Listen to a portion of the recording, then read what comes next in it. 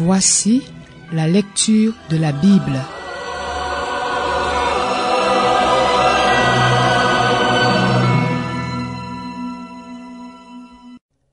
Lévitique, chapitre 11. L'Éternel dit à Moïse et à Aaron, « Transmettez ces instructions aux Israélites. Voici les animaux que vous pourrez manger parmi toutes les bêtes qui vivent sur la terre. Vous pourrez manger de tout animal qui a le sabot fendu ou le pied fourchu et qui rumine. En revanche, vous ne mangerez aucun de ceux qui ruminent seulement ou qui ont seulement le sabot fendu. Ainsi, vous ne mangerez pas le chameau, qui rumine mais n'a pas le sabot fendu, vous le considérerez comme impur. Vous ne mangerez pas le daman, qui rumine mais n'a pas le sabot fendu, vous le considérerez comme impur. Vous ne mangerez pas le lièvre, qui rumine mais n'a pas le sabot fendu, vous le considérerez comme impur. Vous ne mangerez pas le porc, qui a le sabot fendu, le pied fourchu mais ne rumine pas, vous le considérez comme impur. Vous ne mangerez pas leur viande et ne toucherez pas leurs cadavres, vous les considérerez comme impurs. Voici les animaux que vous pourrez manger parmi tous ceux qui vivent dans l'eau. Vous pourrez manger de tous ceux qui ont des nageoires et des écailles et qui vivent dans l'eau, soit dans les mers, soit dans les rivières. En revanche, parmi tous ceux qui grouillent et ceux qui vivent dans l'eau, soit dans les mers, soit dans les rivières, vous considérerez comme abominables tous ceux qui sont dépourvus de nageoires et d'écailles. Vous les considérerez comme abominables, vous ne mangerez pas leur chair et vous considérerez leurs cadavres comme abominables. Vous considérez comme abominables tous ceux qui, dans l'eau, sont dépourvus de nageoires et d'écailles. Voici, parmi les oiseaux, ceux que vous considérerez comme abominables et dont on ne mangera pas. L'aigle, l'orfraie, l'aigle de mer, le milan, les diverses espèces de vautours, toutes les espèces de corbeaux, l'autruche, le hibou, la mouette, les diverses espèces d'éperviers, le chat-huant, le plongeon, la chouette, le cygne, le pélican, le cormoran, la cigogne, les diverses espèces de hérons, la huppe et la chauve-souris. Vous considérez comme abominable tout reptile qui vole et qui marche sur quatre pattes. En revanche, parmi tous les reptiles qui volent et qui marchent sur quatre pattes, vous pourrez manger ceux qui ont sur leurs pattes des articulations qui leur permettent de sauter sur la terre. Voici ceux que vous pourrez manger, les diverses espèces de sauterelles, de criquets, de grillons et de locustes. Vous considérerez comme abominables tous les autres reptiles qui volent et qui ont quatre pattes. Ils vous rendront impurs. Si quelqu'un touche leur cadavre, il sera impur jusqu'au soir, et si quelqu'un porte leur cadavre, il lavera ses vêtements et sera impur jusqu'au soir. Vous considérerez comme impur tout animal qui a le sabot fendu mais n'a pas le pied fourchu et ne rumine pas. Si quelqu'un le touche, il sera impur. Vous considérerez comme impurs tous les quadrupèdes qui marchent sur la plante des pieds. Si quelqu'un touche leur cadavre, il sera impur jusqu'au soir. Et si quelqu'un porte leur cadavre, il lavera ses vêtements et sera impur jusqu'au soir. Vous les considérerez comme impurs. Voici, parmi les animaux qui rampent sur la terre, ceux que vous considérerez comme impurs, la taupe, la souris, les diverses espèces de lézards, le gecko, la salamandre, la tortue, la limace et le caméléon. Vous les considérerez comme impurs parmi tous les reptiles. Si quelqu'un les touche morts, il sera impur jusqu'au soir. Tout objet sur lequel tombera un de leurs cadavres sera impur, qu'il s'agisse d'un ustensile en bois, d'un vêtement, d'une peau, d'un sac ou de n'importe quel objet utilitaire. On le passera dans l'eau et il restera impur jusqu'au soir, après quoi il sera pur. Si un de leurs cadavres tombe dans un récipient en terre, tout son contenu sera impur et vous briserez le récipient. Tout aliment comestible sur lequel il sera tombé de cette eau sera impur, et toute boisson potable, quel que soit le récipient qui la contient, sera impur. Tout objet sur lequel tombera un de leurs cadavres sera impur. S'il s'agit d'un four ou d'un foyer, on les détruira. Ils seront impurs et vous les considérerez comme impurs. Seules les sources et les citernes qui forment une réserve d'eau resteront pures. Mais si quelqu'un touche leur cadavre, il sera impur. Si un de leurs cadavres tombe sur une semence qui doit être semée, elle restera pure. Mais si l'on a mis de l'eau sur la semence et qu'un de leurs cadavres y tombe, vous la considérez comme impure. Si un des animaux que vous pourrez manger meurt, celui qui touchera son cadavre sera impur jusqu'au soir. Celui qui mangera de ce cadavre lavera ses vêtements et sera impur jusqu'au soir, et celui qui portera le cadavre lavera ses vêtements et sera impur jusqu'au soir. Vous considérerez comme abominable tout reptile qui rampe sur la terre. On n'en mangera pas.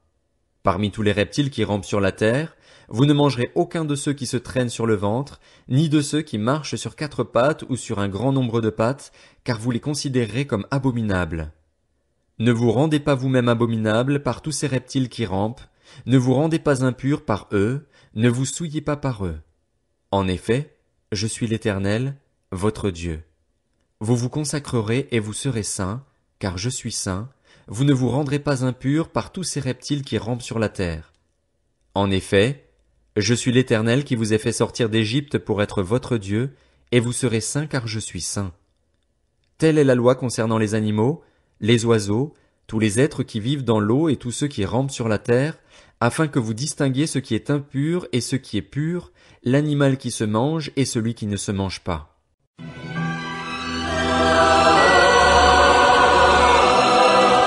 C'était la lecture de la Bible.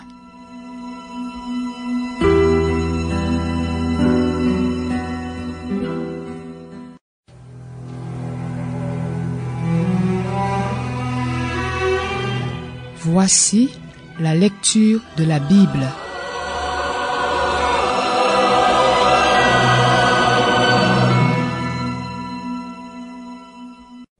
Lévitique, chapitre 12. L'Éternel dit à Moïse, « Transmets ces instructions aux Israélites. Lorsqu'une femme deviendra enceinte et qu'elle mettra au monde un fils, elle sera impure pendant 7 jours. Elle sera impure comme au moment de ses règles. Le 8e jour, l'enfant sera circoncis. Elle restera encore 33 jours à se purifier de son sang. Jusqu'à ce que prenne fin la période de sa purification, elle ne touchera aucun objet saint et n'ira pas au sanctuaire. Si elle donne naissance à une fille, elle sera impure pendant 2 semaines, comme au moment de ses règles. Elle restera 66 jours à se purifier de son sang. Lorsque prendra fin la période de sa purification, qu'il s'agisse d'un fils ou d'une fille, elle apportera au prêtre, à l'entrée de la tente de la rencontre, un agneau d'1 an pour l'holocauste et un jeune pigeon ou une tourterelle pour le sacrifice d'expiation. Le prêtre les sacrifiera devant l'Éternel et fera l'expiation pour elle. Elle sera alors purifiée de sa perte de sang. Telle est la loi pour la femme qui met au monde un fils ou une fille. Si elle n'a pas de quoi se procurer un agneau, elle prendra 2 tourterelles ou 2 jeunes pigeons, l'un pour l'holocauste, l'autre pour le sacrifice d'expiation. Le prêtre fera l'expiation pour elle et elle sera pure.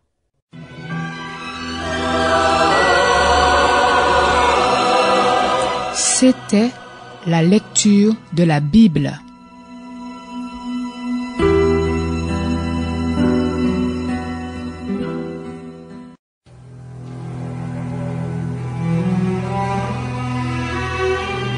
Voici la lecture de la Bible.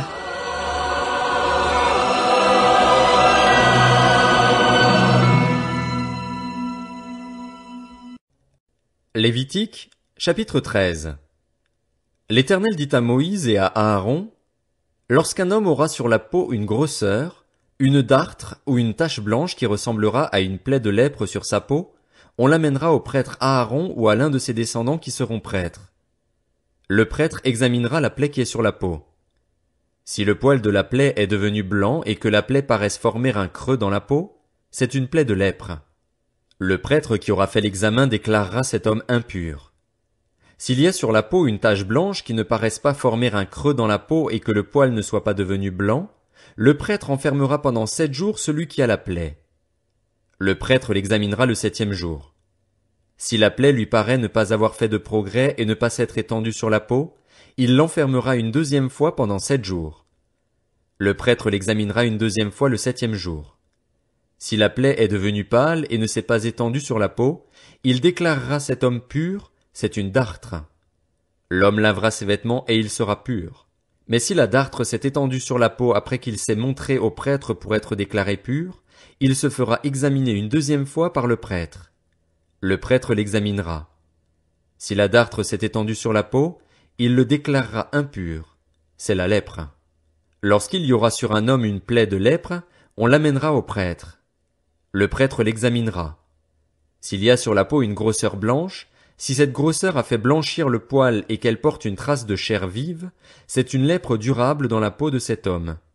Le prêtre le déclarera impur. Il ne l'enfermera pas, car il est impur.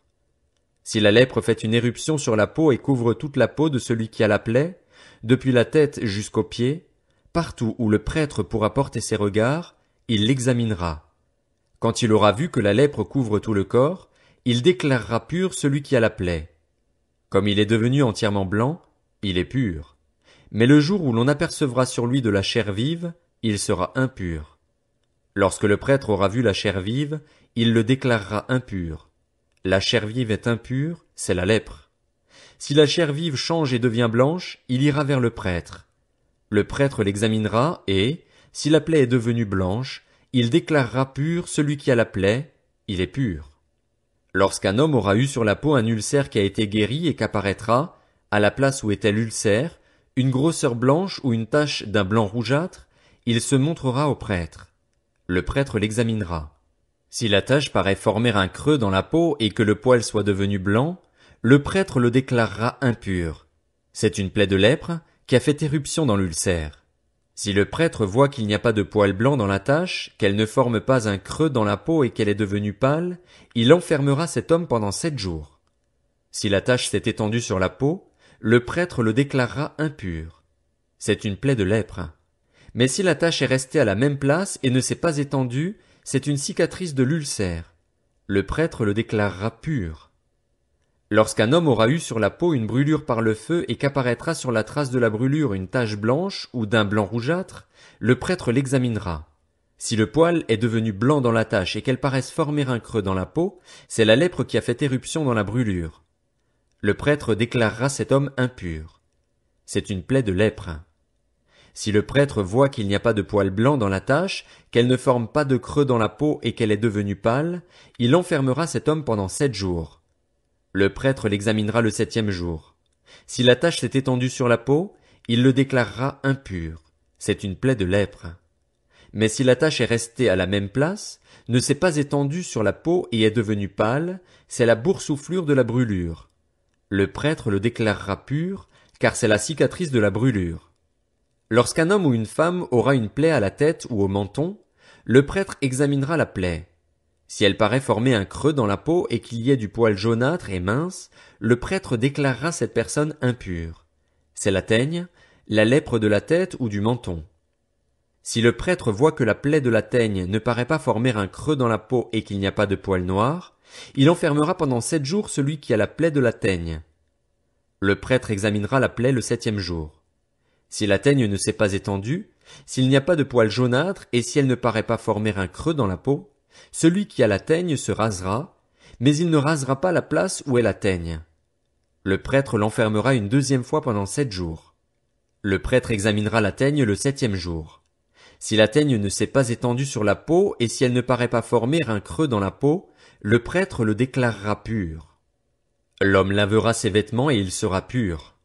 Mais si la teigne s'est étendue sur la peau après qu'il a été déclaré pur, le prêtre l'examinera. Et si la teigne s'est étendue sur la peau, le prêtre n'aura pas à rechercher s'il y a du poil jaunâtre, l'homme est impur. Si la teigne lui paraît ne pas avoir fait de progrès et que du poil noir est poussé, la teigne est guérie. L'homme est pur et le prêtre le déclarera pur.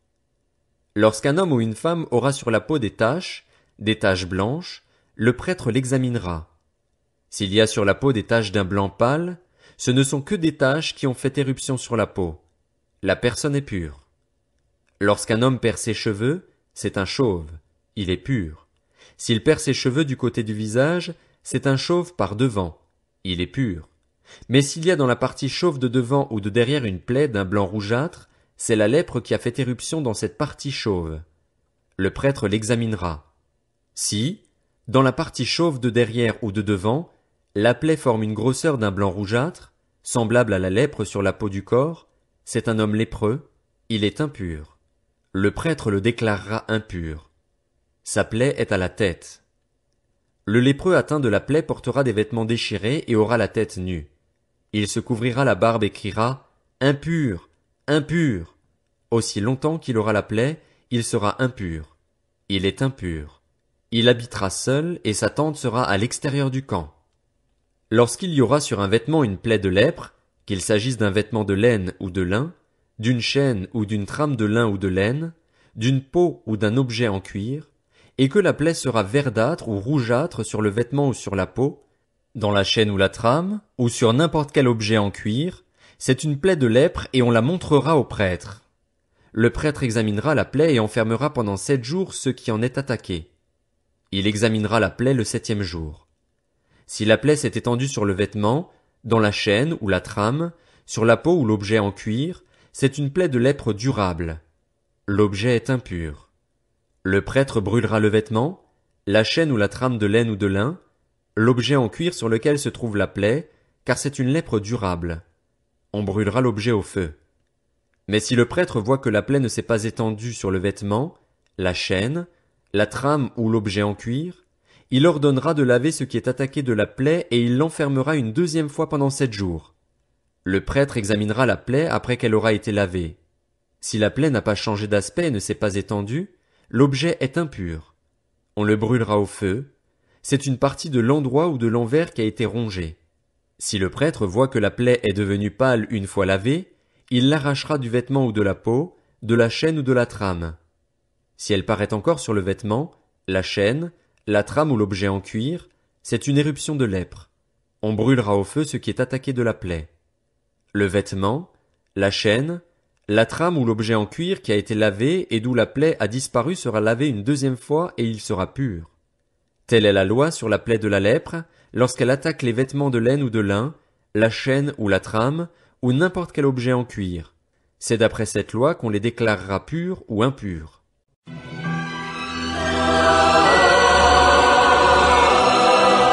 C'était la lecture de la Bible.